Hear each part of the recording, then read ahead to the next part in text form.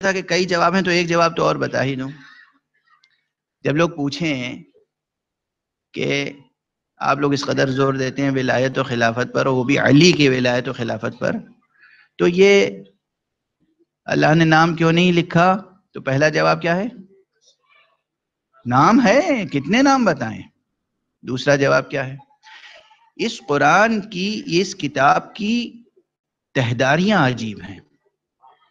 یہ کتاب کئی ڈائمنشنز رکھتی ہے.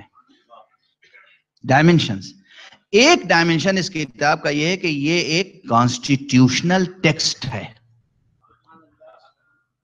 موٹا سا لفظ آ گیا، مشکل تو نہیں ہوگی. یہاں تو سب انگریزی جانتے ہیں میرے علاوہ. کانسٹیٹیوشنل ٹیکسٹ، کسی کانسٹیٹیوشن کو لکھنے کے کچھ طریقے ہوتے ہیں.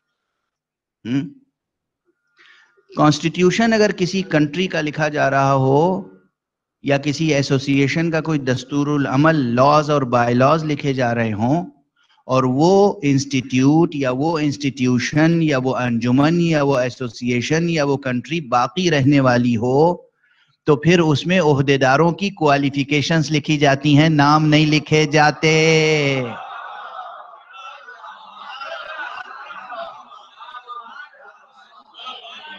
قیامت تک باقی رہنے والی ہے دولت ولایت، مملکت ولایت اور نظام ولایت اور اسلام قیامت تک باقی رہنے والا ہے.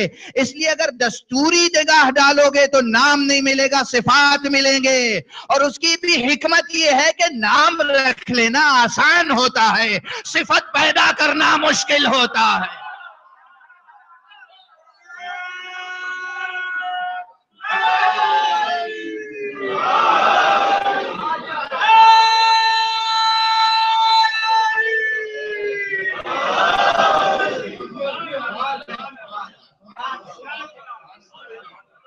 نام رکھ لینا آسان ہوتا ہے، صفات پیدا کرنا مشکل ہے.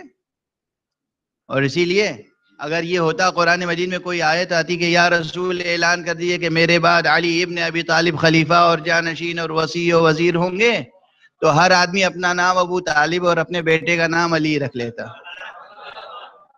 اور پھر یہ بحث ہوتی کہ اس آیت سے میں مراد ہوں، وہ کہتے اس آیت سے میں مراد ہوں، وہ کہتے اس آیت سے میں مراد ہوں. اللہ نے یہ دروازہ بند کر دیا. وہ حکیم ہے، وہ حکمت والا پروردگار ہے. اس نے کہا میں ایسی صفتیں بیان کروں گا کہ پوری نسلیں مل کر علی نہ بنا سکیں.